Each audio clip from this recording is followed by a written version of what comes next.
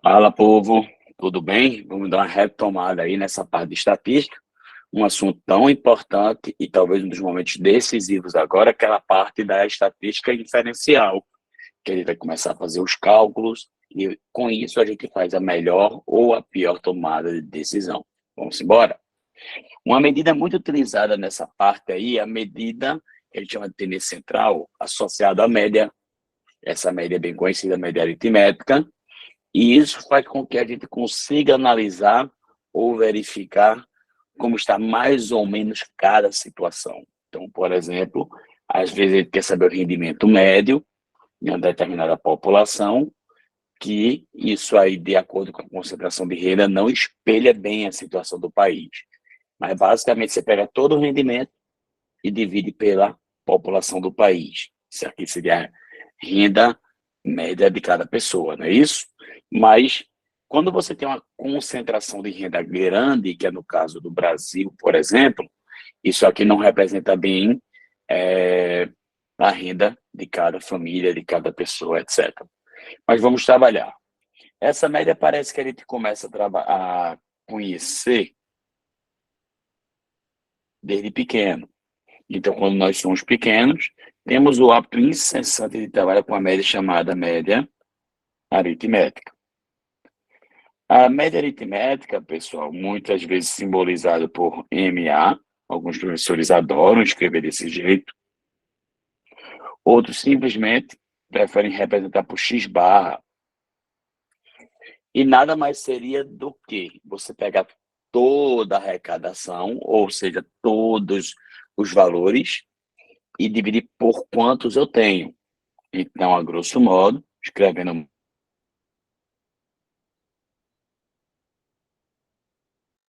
todos os valores trabalhados ou presentes, dividido pela quantidade deles.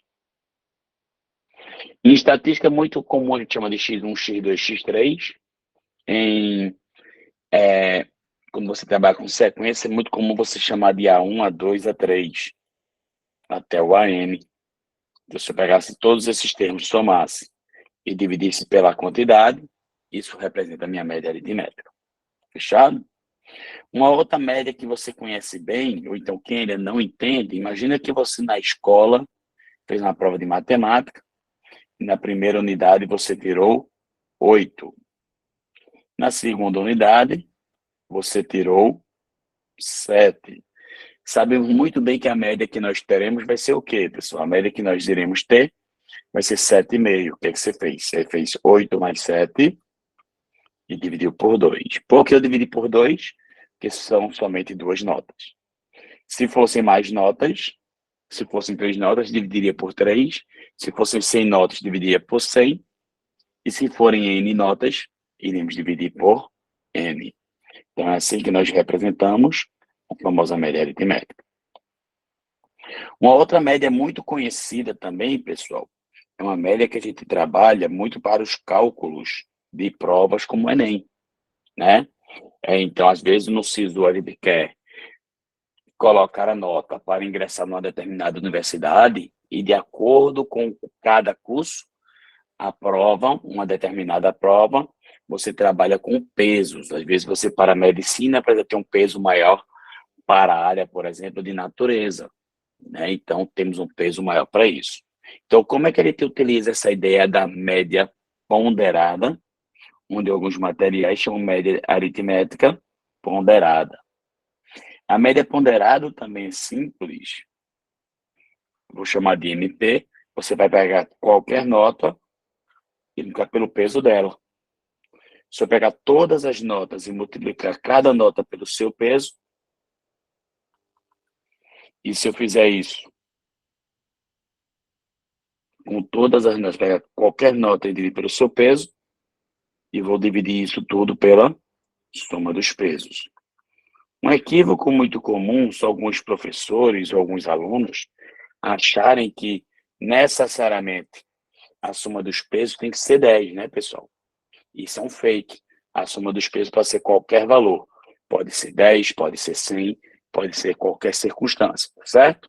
Então, vou pegar qualquer nota, multiplicar pelo seu peso, qualquer nota multiplicada pelo seu peso, fazer a soma desses resultados e dividir pela soma dos pesos. Lembrando mais uma vez que essa soma dos pesos pode ser qualquer valor. Muita gente tem o hábito de dizer que a soma dos pesos tem que ser 10, que normalmente a gente coloca a soma dos pesos 10, que é mais fácil dividir por 10. Claro que pode ser 100, claro que pode ser 3, pode ser qualquer coisa a soma dos pesos. Uma outra relação muito importante agora é quando a gente quer trabalhar com a mediana. E o que é que essa mediana faz, pessoal? Essa mediana, pessoal, ela é muito importante, porque às vezes nós queremos fazer uma especulação, uma pesquisa.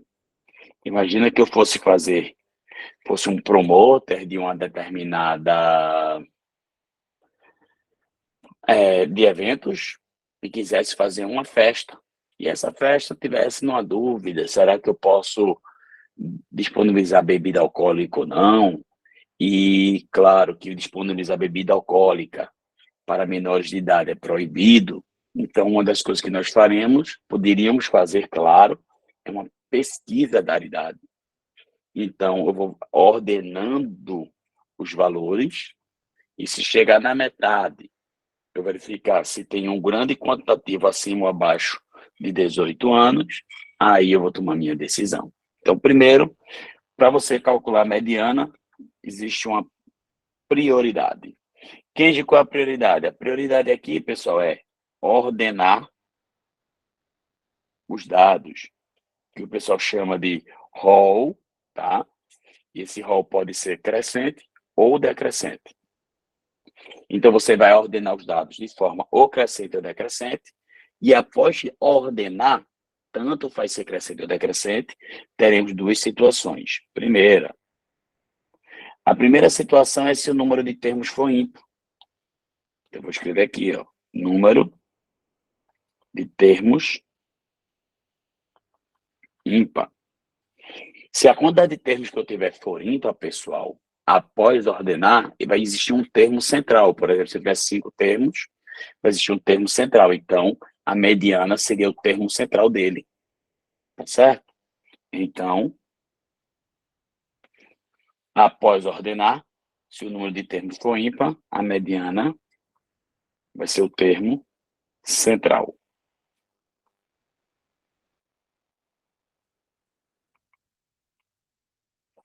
Ok? E o que mais? Se a quantidade de termos que eu tiver, pessoal, não for ímpar, e sim for par, se o número de termos for par,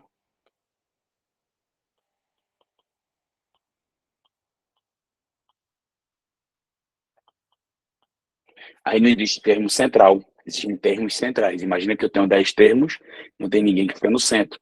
Então, a mediana seria a média aritmética desses dois termos centrais.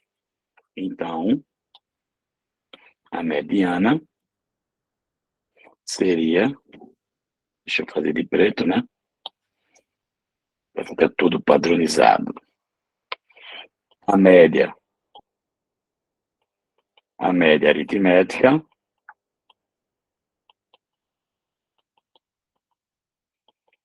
dos dois termos centrais. Toda vez que eu quiser mediana, primeira coisa, pessoal, ordena. Gente, como ordenação pode ser crescente ou decrescente, não importa. Se a quantidade de termos for ímpar, o termo central. Se a quantidade de termos for par, a média aritmética dos termos centrais. Não esquece disso. E primeira coisa que tem que fazer, ó, é ordenar. Tá? Ordenar. Não pode ter preguiça para isso.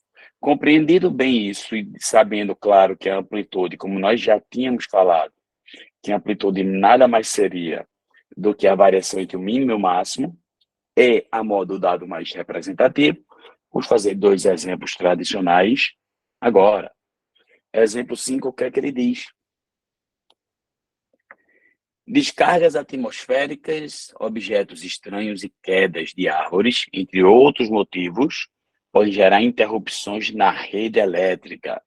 Em certo município, um levantamento realizado pela Companhia de Fornecimento de Energia relacionou durante 30 dias o número de interrupções na rede elétrica com o número de dias que elas ocorreram. A moda e a média aritmética do número de interrupções são, respectivamente, iguais. Então, ó, a moda e a média aritmética do número diário de interrupções. Então, o que é que você pode verificar? A moda, pessoal, já de cara, muita gente associa o 6. Isso é um erro grave. A moda não é o 6, né, pessoal? O que é a moda? É aquele dado que apareceu mais vezes. Então, o dado que apareceu mais vezes foi aqui, ó. Esse dado apareceu quantas vezes? 10 vezes. Então, a minha moda, sim, é 3. Beleza? Foi o dado que apareceu mais vezes. E a média? A média diária do número de interrupções, qual seria? Então, o que é que eu sei? Eu sei que tem 5 dias com 0 interrupções. Então, o total aqui de interrupções seria 0 vezes 5, mais. Também eu sei que tem 6 dias com 1 interrupção, mais 6 vezes 1, mais. Também tem outros 6 dias com 2 interrupções, gerando 12 interrupções no total. Depois eu tenho 10 dias com 3 interrupções. E, finalmente, eu tenho 3 dias com 4 interrupções. Então, se eu fizer essa conta todinha aqui, pessoal, o que é que significa? Significa o total de interrupções. Se eu pegar o total de interrupções e dividir pelo total de dias, que no caso é 30, vai ser o número de interrupções por dia, o número de interrupções diárias. Muita gente pega esses valores, soma e divide por 5. Isso aí está errado. Só poderia dividir por 5 se a quantidade de dias de cada interrupção fosse a mesma, e não é, então não posso dividir por 5. Fica atento aí, beleza? Então, o que é que eu sei aqui? Vamos fazer a conta. Quando nós fazemos a conta aqui, vai zerar. Aqui nós teremos 6, com 12, com 30, com mais 12. Quando nós fazemos essa conta aqui, o que é que nós teremos, pessoal? 12 com 30 dá 42, com 12, 54, com 6, 60. E aqui vai zerar. Então, teremos 60 dividido por 2, ou melhor, desculpa, 60 dividido por 30. Com isso, a média seria 2, a moda seria 3, e a resposta correta seria letra A de aprovado. Fechou aí? Vamos embora. Mais uma. O gráfico ilustra o número percentual de pessoas que atendidas em um posto de saúde em determinado período apresentou problemas cardíacos. Com base nos dados do gráfico, considerando M o número de mulheres e H o número de homens atendidos nesse período, é correto afirmar que. Então, veja que nesse gráfico temos que 32% das mulheres foram atendidas. Nesse mesmo gráfico, 42% dos homens foram atendidos.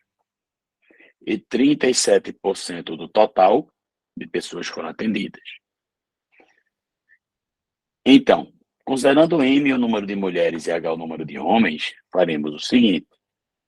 Então, se M é a quantidade de mulheres, 32% da quantidade de mulheres é a quantidade atendida.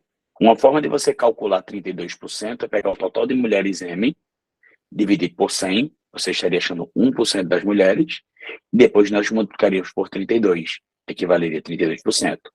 Fechado? Se eu fizer a mesma coisa com os homens, se eu pegar a quantidade de homens que é H e dividir por 100, eu vou achar 1% dos homens. Aí, se eu multiplico por 42, é a quantidade de homens atendidos. E é a mesma coisa de fazer 42% de H. Quando eu faço a soma desses dois valores, o que é que nós temos, pessoal? Quando eu faço a soma desses dois valores, isso aqui vai ser 37% do total de pessoas que são atendidas. Então, isso aqui vai ser 37% 37% do total de atendimentos, que é de H mais M. Só isso aqui poderia ser uma questão no Enem, só essa montagem, tá? Mas eu posso fazer o quê? Eu posso simplesmente matar esses denominadores, resolver essa equação. Se eu multiplicar todo mundo por 100, aí eu elimino os denominadores. E aqui eu vou desenvolver 37H mais 37M. Com isso, eu vou pegar tudo que é M colocar para um lado, tudo que é H colocar para o outro. Perdão. 37H está somando, vai para lá subtraindo, pessoal. Quanto é 42H menos 37H? 42H menos 37H vai me dar 5H. Se eu pego o 32M que está somando e mando para o outro lado, também vai subtraindo. Quanto é 37M menos 32M? Vai me dar 5M. Moral da história, 5H igual a 5M. Então, H e M são absolutamente o quê? Iguais. Uma forma de a gente visualizar esse problema, esse resultado, sem ter feito conta, era observar que se eu pegasse o percentual de mulheres, somasse com o percentual de homens e dividisse por 2, ou seja, fizesse a média deles, daria o percentual total. Ou seja, significa que a quantidade de mulheres e a quantidade de homens seriam igualmente influentes, ou seja, teria a mesma quantidade para ambos. Fechou aí? Questão 7. O gráfico a seguir apresenta alguns dados sobre o número de leitos de UTI infantil em Campinas, São Paulo, leitos existentes e o número de leitos ocupados durante alguns dias do mês de abril de 2022. De acordo com o gráfico, qual a mediana do número de leitos não ocupados nos dias considerados? Então, veja só, pessoal. Aqui eu tenho que 98 leitos foram ocupados. Desculpa, 98 leitos é o número total de leitos. Desses, ocupados são 78. Com isso, me sobram 20 desocupados aqui. De forma análoga, eu tenho 98 leitos em 4 de abril, dos quais 77 estão ocupados. Me sobram 21 desocupados. O mesmo ocorre dia 6 de abril. Eu tenho 96 leitos, dos quais 89 estão ocupados, e sobrando 7 desocupados. Ainda assim, em dia 7 de abril, temos 97 leitos ao todo, dos quais 92 estão ocupados, então 5 desocupados. Continuei com 99 leitos ao todo, dos quais 93 foram ocupados, e aí, com isso 6 desocupados. Em 11 de abril, a quantidade total para a quantidade de ocupados variam em 11, o mesmo ocorrendo no dia 12 de abril, e no dia 13 de abril, são 96 leitos ao todo, dos quais 79 estão ocupados, então, com isso, me sobram 17 desocupados. Em 14 de abril, me sobram 16, e finalmente, em 18 de abril, me sobram 10. A pergunta que foi feita é qual a mediana, pessoal, do número de leitos não ocupados. Então, a primeira coisa que é que nós faremos, pessoal, ordenaremos. E você pode ordenar em qualquer ordem, ou do maior para o menor, ou do menor para o maior, não importa. Ordenando do maior para o menor, para ser um pouco diferente, vou marcar o 21, 20 eu vou riscando para eliminar. Tenho 17, depois 16. Depois tem um duplo 11. Depois eu tenho um 10. E um 7, 6 e 5. Contabilizando aqui, nós temos 1, 2, 3, 4, 5, 6, 7, 8, 9, 10 dias, pessoal. Quantidade de termos pares. Então, a gente ordena e faz o quê? Pega os dois centrais e faz a média deles. Ficando ligado aí, os dois centrais vão ser exatamente o quinto e o sexto. Coincidentemente, ambos são iguais. Não é isso? Então, a mediana vai ser a média aritmética entre eles. A média aritmética entre 11 e 11 é o próprio 11. Então, a mediana, 11 mais 11 dividido por 2. ou seja, 11. Resposta, B de Brasil. Vamos botar essa questão 8, que nós iremos ver que é uma bobagem e não tem nada demais. Vamos embora. Igor é estudante de economia numa prestigiada faculdade e atualmente está cursando, dentre outras matérias, microeconomia.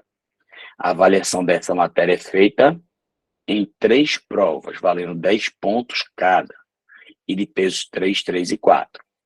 Sendo o peso maior atribuído à prova final, que engloba toda a matéria. Na primeira prova da matéria, o aluno tirou 9,4. A segunda prova já foi realizada e teve seu gabarito lançado, de tal forma que Igor estima que tenha tirado entre 8 e 9. Considerando que a terceira prova ainda não foi realizada e que a estimativa do aluno esteja correta, a média final de Igor certamente estará em qual intervalo? Então, o que é que nós temos? Temos 3 provas, pessoal. Primeira prova, segunda prova, terceira prova. Temos a nota. A primeira o cara tirou 9,4, notaço, não foi isso? Olha aqui. A segunda entre 8 e 9, e a terceira eu não sei. O peso dessas notas foram 3, 3 e 4. E quer saber em qual intervalo a média de Igor pode estar localizada. Com isso, a gente vai ter que pensar no mínimo, ou seja, no pessimismo, e no otimismo, que é o máximo. Então, qual é o pessimismo, pessoal? O pessimismo é a primeira nota ele ter tirado 9,4, que não tem como mudar. A segunda, ele ter tirado 8, na pior das hipóteses. E na terceira prova, o mínimo é quanto, pessoal? É 0. Então, a nota mínima que a gente pode tirar seria 9,4 vezes 3, cada nota multiplicada pelo seu peso, mais 8 vezes 3, mas no caso 0 vezes 4. Pegaria isso tudinho e dividiria pela soma dos pesos, essa é a nota mínima. Já a minha nota máxima possível, ele também vai calcular, mas vamos matar logo essa mínima. Se nós calcularmos 9,4 vezes 3, teremos 28,2. 8 vezes 3, 24, mais 0. E quando nós somarmos 28,2 com 24, vai me dar 52,2. E quando eu divido por 10, 5,22 a nota mínima. Já a nota máxima, qual seria, pessoal? A nota máxima seria ele tirando 9,4 na primeira, porque não tem como mudar. Na segunda, ele arrebentaria, tiraria 9. E na terceira, mais ainda, ele tiraria 10. Então, se eu pego cada nota e multiplico pelo seu peso, faço essa soma e divido pela soma dos pesos. Esse produto aqui a gente já calculou, deu 28,2, mais 27, mais 40, dividido por 10. Fazendo essa contabilidade, 28,2 com 27 vai me dar 55,2. Com 40, 95,2. Que quando eu divido por 10 dá 9,52. Então, a minha média iria variar de 5,22 a 9,52. E o único intervalo que engloba essas duas notas é a letra C. Que qualquer valor a partir de 5,2 em diante, esse valor está um pouquinho depois, então atende. E até 9,6, então qualquer valor antes também atende. Resposta, letra C de casa.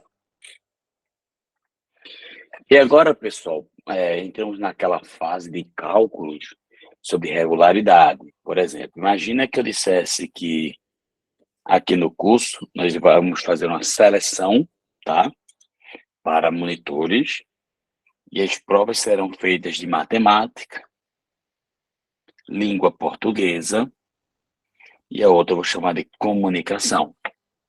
Matemática, língua portuguesa e comunicação. Imagina que eu tenho 2 candidatos, Ana e Bia. Ana arrebenta em matemática, tira 10. Em língua portuguesa, tira 10, mas com a comunicação ela deixa a desejar, tira 1. Então, se a Ana pega e vai calcular a sua média, a média seria 10 mais 10, 20. com 21, e dividido por 3 daria 7. Já Bia, imagina que Bia não fosse tão boa em matemática, mas tivesse tirado 8,5. Tá?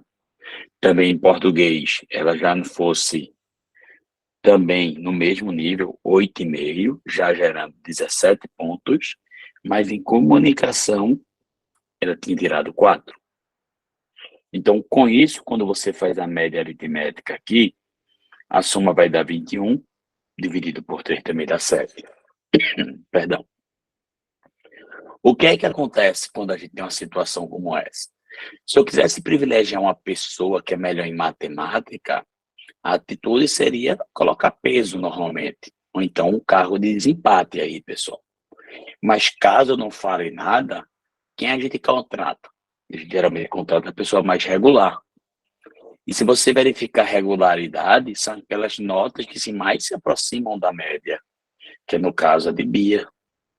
E você diz, mas poxa, é mais fácil dar uma melhorada nesse cara, Bia, em matemática, em língua portuguesa, e fazer com que ela se comunique também um pouco melhor do que fazer a Ana se comunicar, porque ela é muito ruim de comunicação. Então, normalmente, a gente utiliza situações como essa para o quê? Calcular a regularidade. Imagina que eu tenho uma outra pessoa agora, um terceiro monitor, que além dessas 3 provas, ela fizesse outras 3, como língua estrangeira, como conhecimentos gerais, pronto, mais 2. Será que é justo você fazer a média com mais conteúdos? Então, isso é uma coisa que a gente vai dizer já já, como a gente faz no caso, se eu estou fazendo uma avaliação de seleção de 2 pessoas, elas tiraram das mesmas condições, elas tiraram a mesma média, quem eu vou contratar? A mais regular. Então, para isso, para a gente calcular essa regularidade, a gente vai fazer de 3 maneiras. A primeira que a gente calcula, que muita gente desconhece, chamado desvio médio absoluto. E o desvio médio absoluto, pessoal, que por muitas vezes ele se representa por DM, é verificar quanto cada nota ou cada variou da média em módulo. O absoluto é justamente porque é o módulo. Quanto cada nota variou da média em módulo. E se eu faço a média desses valores, quando cada nota variou da média, e me divido pelo total de valores. É assim que a gente calcula o desvio médio absoluto. No caso dessa situação aqui, de Ana e Bia, se nós quiséssemos calcular só para verificarmos a diferença, vou fazer assim, ó. O desvio de Ana eu vou chamar de DA. Então, seria cada nota 10 menos 7 em módulo. Novamente 10 menos 7 em módulo. E o outro 1 menos 7 em módulo. Dividido por 3. Fazendo essas contas, 10 menos 7 dá 3. Em módulo também dá 3. Aqui também vai me dar 3. E 1 menos 7 dá menos 6. Então, aqui eu já tenho 3 mais 6, dividido por 3. 12 dividido por 3 dá 4. Esse é o desvio médio absoluto de Ana. Se nós fôssemos calcular o desvio médio absoluto de Bia, pessoal, o que é que nós faríamos? Se nós formos calcular o desvio médio de Bia, que eu vou chamar DB, você vai fazer uma coisa muito análoga, tá? Vai verificar quanto cada nota dessa variou da média. Então, você vai ter 8,5 menos 7 em módulo, 8,5 menos 7 em módulo e 4 menos 7 em módulo. E, coincidentemente, nesse caso, dividiria por 3 também. Fazendo as devidas contas, 8,5 menos 7 dá 1,5. Mais uma vez aqui deu 1,5, pessoal. E, finalmente, 4 menos 7 dá menos 3, cujo módulo é 3. Se nós calcularmos isso, 1,5 com 1,5 dá 3 com 3, 6. E 6 dividido por 3 dá 2. Então, se Bia desviou menos, é porque ela é mais regular. É assim que a gente visualiza cada situação. Se ela teve um desvio menor, mais regular ela seria. Beleza? Tranquilo? Uma outra medida de dispersão muito utilizada, que as pessoas calculam muito, é a famosa variância. A variância, como é que a gente calcula? A gente vai verificar quanto cada valor variou da média e eleva ao quadrado. Cada valor variou da média eleva ao quadrado. E eu vou fazer a média dos quadrados das variações. Claro que se o desvio médio de Ana absoluto foi maior, a variância dela também vai ser maior. Aí você diz, Kenji, eu só preciso calcular um deles? Só precisaria calcular um deles. E por que está ensinando esse outro? Porque às vezes ele pede especificamente. Então, só para a gente ficar atento, vamos calcular a variância de A. Quanto cada nota variou da média, 10 menos 7 ao quadrado. Nesse caso, você não precisa, se quiser, colocar em módulo, porque quando você leva ao quadrado equivale 10 menos 7 ao quadrado e 1 menos 7 ao quadrado, dividido por 3. Lembrando que o primeiro cálculo que está dentro do parênteses, né? 10 menos 7 dá 3, que ao quadrado ficou 9 aqui, com 9 aqui já deu 18. E 1 menos 7 dá menos 6, que ao quadrado. Menos 6 ao quadrado não é menos 6 vezes menos 6, pessoal? Menos com menos, mais 6 vezes 6, 36. Então vai ser 36 daqui, com mais 9, 45, com mais 9, 54. Se a gente pega 54 dividido por 3, pessoal, dá quanto? 18. E com isso, só para a gente confirmar, eu vou calcular a variância de Bia. Se eu pego 8,5 menos 7 ao quadrado, 8,5 menos 7 ao quadrado, e 4 menos 7 ao quadrado. Depois vou pegar isso tudo e dividir por 3. Claro que quando você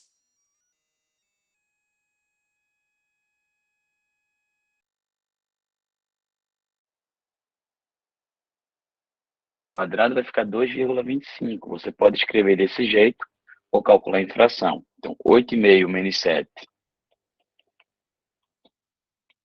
dá 1,5, que ao quadrado é 1,5 vezes 1,5.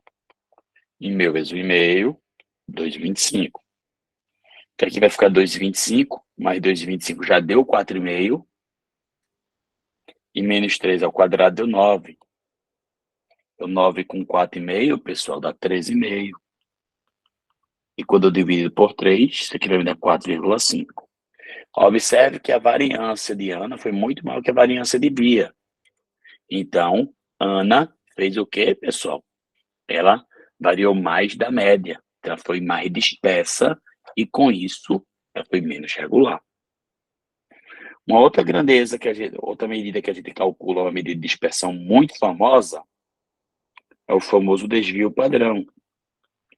E o desvio padrão, por definição, é dado de que maneira, pessoal? O desvio padrão, que eu vou chamar de dp, vai ser a raiz quadrada da variância. Então, o desvio padrão de Ana vai ser raiz quadrada de 18. E o desvio padrão de Bia, raiz quadrada de 4,5. Então, com certeza, sabemos que a raiz quadrada de 4,5 é um valor bem menor que a raiz quadrada de 18. E, com isso, a pessoa mais regular foi Bia. É assim que a gente calcula tanto o desvio médio absoluto, quanto a variância, quanto o desvio padrão. Aí você pode me perguntar, ô Kenji, vem cá. E aquela circunstância que tu tinha falado, que é um candidato C, que o cara, além dessas 3 provas que eles vão fazer, o cara tivesse que fazer mais outras. Como o quê? O cara fosse fazer matemática, que o cara tivesse tirado 7. Língua portuguesa, o cara tirou 6. Comunicação, o cara tirou 8. Aí o cara diz, poxa, tá com 7, calma. Aí o cara tem conhecimentos gerais agora, que agora o cara vai fazer conhecimentos gerais. Aí o cara tirou 4. Aí o cara também vai fazer inglês, ou língua inglesa, e tirou 4. Se nós formos calcular a média aqui, pessoal, 8 com 8, 16, né? Porque é 8 mais 4, 12, com 4, 16, com 6, 22, com 7, 29. Se eu pego 29, que é a soma de tudo, e divido por 5, dá 5,8. Aí a pergunta é como verificar regularidade nesse sentido e se de forma desleal, né? Porque aqui eu estou vendo a regularidade com 3 disciplinas e aqui eu estou vendo com 5, ou seja, o cara teria que ser mais dedicado, teria que estudar mais, então não é tão justo. Então, quando a gente se depara com a situação de regularidade em que a média não é a mesma, pessoal, a forma que a gente calcula, muita gente não trabalha, é chamada de coeficiente de variação. E o coeficiente de variação é uma razão entre o desvio padrão e a média aritmética.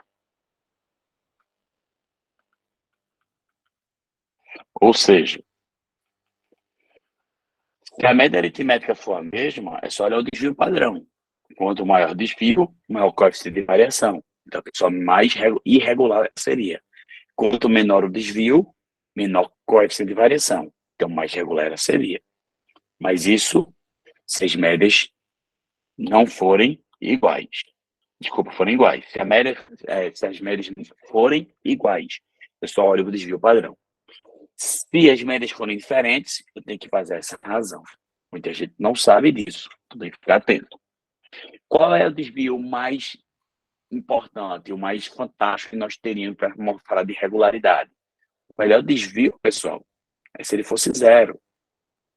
Então, se ele desviasse zero, é porque não teria variação, ele seria exatamente na média em todas as notas, então ele seria extremamente regular.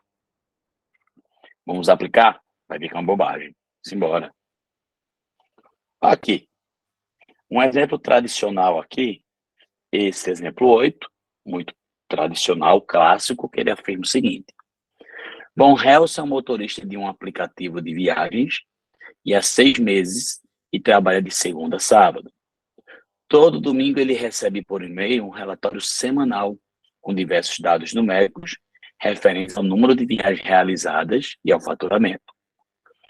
Esta semana ele recebeu um selo especial e uma bonificação em dinheiro por ter alcançado a menor variância semanal do número de viagens diárias que assumiu a função. Desde que assumiu a função, desculpe. O relatório apresentou o número de viagens dessa semana por meio do gráfico a seguir e qual o valor da variância do número de viagens. Então, ele quer saber, literalmente, que você calcule a variância. Então, desvio médio absoluto, variância e desvio padrão, a primeira coisa é calcular a média. Então, lá vamos. 42 mais 39 mais 38 mais duplo 41 mais 39. Vou fazer essa soma e vou dividir, no caso, por 6, porque eu tenho 6 resultados. Associando aqui 41 com 39 já dá 80, mais 80 deu 160, com mais 80 dá 240. Então, teríamos 240 dividido por 6, com isso a média seria de 40. Se a média é 40, como é que eu vou fazer a variância? Vou verificar quanto cada nota varia da média. 42 menos 40, e vou levar ao quadrado. 39 menos 40, e elevar ao quadrado. Nesse caso aqui, eu posso fazer isso já vezes 2, que tem 2 circunstâncias. Mas se você não quiser multiplicar por 2, quiser calcular independente de cada um deles, também poderia. 38 menos 40 ao quadrado. E, finalmente, 41 menos 40 ao quadrado, vezes 2, porque são 2 situações mais uma vez. Vou pegar isso tudo, cuidado para não se equivocar e dividir por 4, e sim por 6. Que aqui tem 1, mais 2 resultados, mais outro 4, mais 2, 6. Primeiro calculamos o quê, pessoal? O que está dentro do parênteses, né? 42 menos 40 dá 2, ao quadrado ficou 4. 39 menos 40 dá menos 1. Menos 1 ao quadrado é menos 1 vezes menos 1, pessoal. Menos com menos, mais. 1 vezes 1 deu 1. Aqui deu 1. Vezes 2 deu 2. 38 menos 40 dá menos 2. E quando você pega menos 2 ao quadrado, é menos 2 vezes menos 2. Menos com menos, mais. 2 vezes 2, 4. Finalmente, 41 menos 40 dá 1. Ao quadrado deu 1. Vezes 2 deu 2. Então, contabilizando aqui, teríamos 2 com 4, 6. Com mais 6, 12. E 12 dividido por 6 vai me dar 2. Com isso, a resposta é correta. Letra C de casa. Vamos embora? Vamos juntos.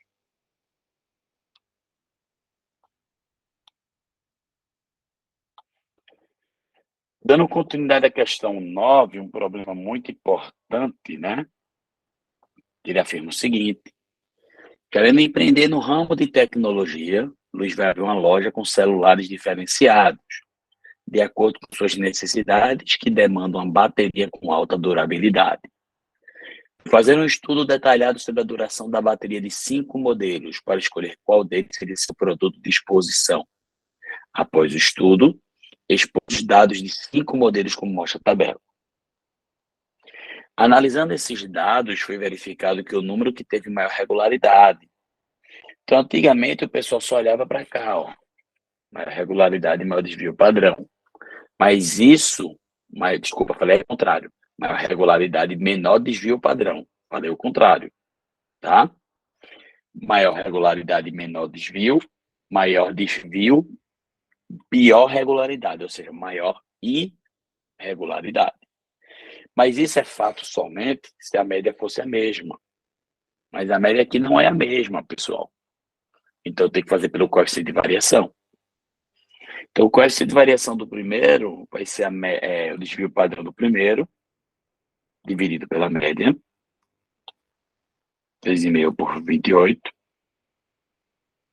Que eu vou arrastar aqui para cima para fazer esse cálculo. O coeficiente de variação do segundo. Vou pegar o desvio padrão do segundo dividido pela média.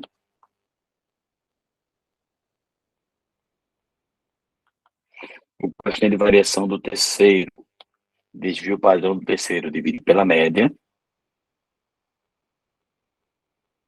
E eu vou fazer isso com todos eles.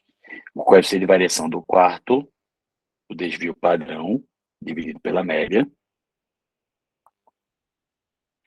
E, finalmente, o coeficiente de variação do 5, o desvio padrão, dividido pela média. Muita gente aqui se aperreia, eu faria assim, ó, simplificaria. Se eu tirar essa vírgula de cima de 3,5, foi para 35. Então, se aqui aumentei 10 vezes, tive que aumentar 10 vezes embaixo. Eu posso simplificar tanto em cima quanto embaixo por 5, porque ambos terminam 0 em 5.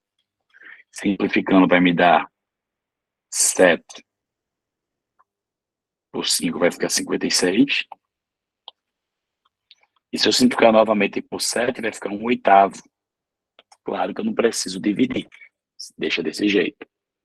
Se eu fizer a mesma ideia aqui, pessoal, eu posso fazer o mesmo raciocínio. Se eu tirar essa vírgula, de 2,9 foi para 29, aumento em 10 vezes. Se eu aumento 10 vezes o de cima, eu tenho que aumentar 10 vezes o de baixo. Eu teria a vírgula. E se eu simplificar em cima e embaixo por 29, vai ficar 1/9. Já de cara a pergunta é, quem é maior? 1 dividido por 8 ou 1 dividido por 9? Se você dividir por 8, você divide por menos pessoas. E com isso o resultado é maior. Então, dentre os dois, o menor resultado é 1/9. Como eu quero aquele com menor coeficiente de variação, até agora ele é meu líder. Fazendo uma ideia parecida com essa aqui de baixo, ó, se tirar essa vírgula vai ficar 27, aumentou 10 vezes, e tem que tirar essa vírgula, vai de 22,5 para 225, vai aumentar 10 vezes. Eu posso simplificar em cima e embaixo, por exemplo, por 9, e final dá 3, e embaixo fica 25. E para que eu compare 3 sobre 25 com 1 sobre 9, eu tenho duas opções. Ou tiro o MMC, ou divido, tem várias opções. Então, eu posso transformar esse cara aqui ou para o mesmo numerador ou para o mesmo denominador. Quando o numerador ou o denominador for 1, eu acho sempre mais fácil transformar o que é 1, transformar igual ao outro.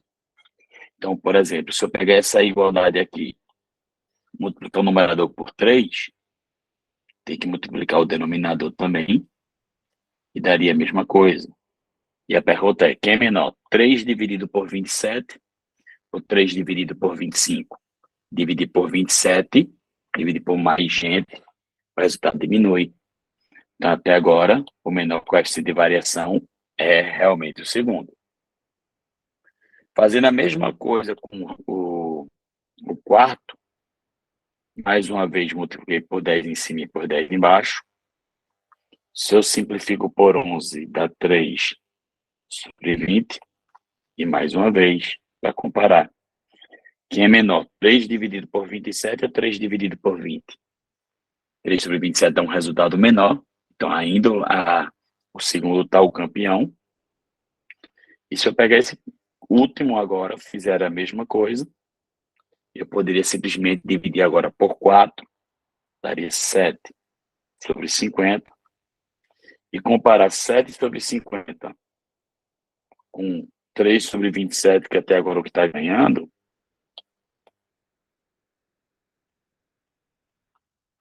que pode ser 3 sobre 27 ou um nono. Eu acho melhor comparar com o nono. Então, o que é que eu faço? Lembra que eu falei que quando o numerador for 1 é mais fácil transformar no outro?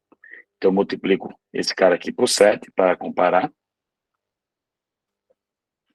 E se eu multiplico de cima por 7, o de baixo também. Aí a pergunta, quem é menor? 7 sobre 50 ou 7 sobre 63, pessoal? 7 sobre 63 é menor. Então, a resposta correta, letra B de Brasil.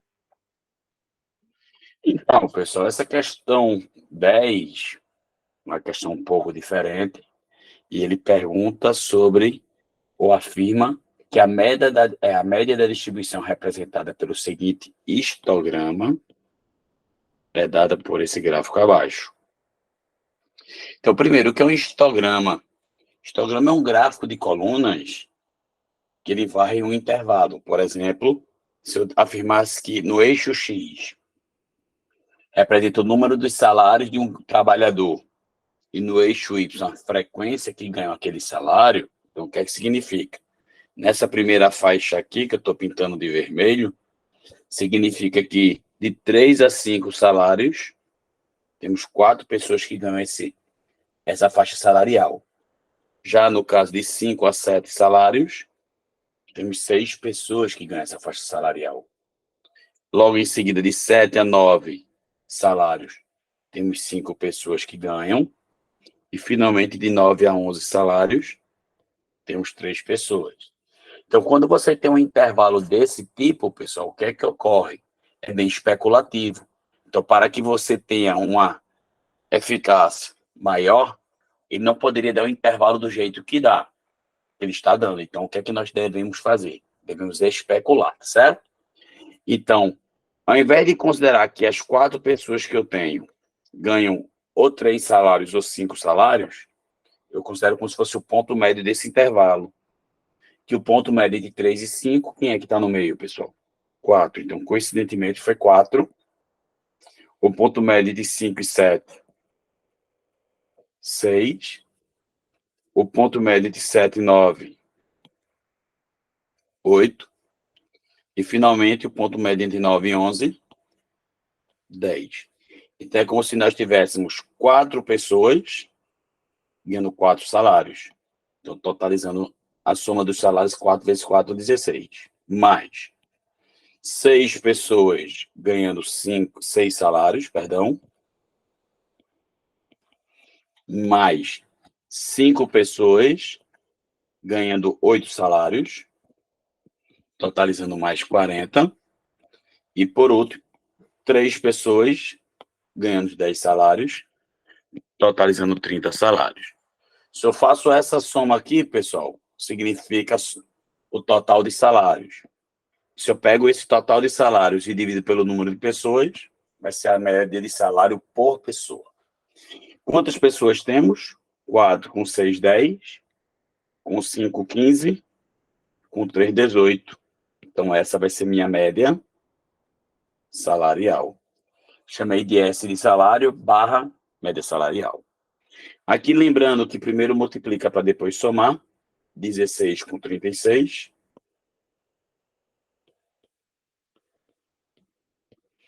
5 vezes 8, 40. 3 vezes 10, 30. Quando nós somarmos, 30 com 40 deu 70. Com 36 deu 106. 106 com 16 vai me dar 122. Então, são 122 salários ao todo, dividido por 18. Que isso aqui, como é uma fração redutível, que dá para simplificar tanto em cima quanto embaixo por 2, podemos escrever 61 nonos, que dava um pouco mais do que 6 salários, né? Mas ele quer saber a média. 61 nonos, ele não pede o valor aproximado, e sim a média, 61 nonos, como nós achamos. E o exemplo 11, ele trata de um problema que é extremamente importante, para você verificar a força dessa rede de lanches chamada McDonald's. A revista britânica The Economist transformou o preço de um hambúrguer de uma grande rede de fast food americana em um índice econômico. No Brasil, um dos países onde o lanche é mais caro, ele é vendido por 5,28 dólares, enquanto custa somente $1,50 na Índia. Os números são de 2013. De acordo com os dados, o desvio médio absoluto dos três maiores preços de hambúrguer em dólar, é mais próximo de quanto? Então, os 3 valores mais altos estão em Estados Unidos e Brasil. Se ele pede o desvio médio absoluto, ou variância, ou desvio padrão, todos eles nós precisamos calcular o quê, pessoal? Primeiro, a média dos 3 maiores. Então, para calcular a média dos 3 maiores, vou somar 4,50 com 4,56 com 5,28. Somar esses 3 valores e dividir por 3. Ao somar isso, o que é que nós temos, né? 8 com 6, 14 com 0, 14. Foi 1. 3 com 5, 8 com 5, 13. Foi 1. 6 com 4, 10 com 4, 14. Então, eu tenho 14,34 e vou dividir por 3. Se eu pego 14,34 e divido por 3, isso aqui vai dar 4,78. Mas cuidado para não marcar. Isso é a média do preço do sanduíche nesses 3 maiores lugares mais caros. Como ele quer o desvio médio absoluto, o que é que nós faremos, pessoal? Verificaremos quanto cada valor desse varia da média, em módulo. Então, 5,28 menos 4,78 em módulo, mais 4,56 menos 4,78 em módulo, mais 4,50 menos 4,78 em módulo. Vou pegar essa soma todinha e dividir por 3. Fazendo isso, primeiro aqui, 5,28 menos 4,78 dá 50 centavos, cujo módulo é 50 centavos. Lembra que o módulo de um número nunca pode ser negativo. 4,56 menos 4,78, pessoal, dá menos 22 centavos, cujo módulo dá mais 22. E, finalmente, 4,50 menos 4,78 dá menos 28 centavos, cujo módulo vai ficar mais 28 centavos, vai ficar o valor absoluto. Fazendo essa soma, 28 centavos com 22 centavos é 50 centavos. Com mais 50 centavos dá 1 terço. Essa é a resposta. E caso você queira, se você dividir, vai ficar 0,33. Então, o que é que eu posso afirmar? Que o valor mais próximo do desvio médio absoluto, 33 centavos, resposta letra A de aprovado.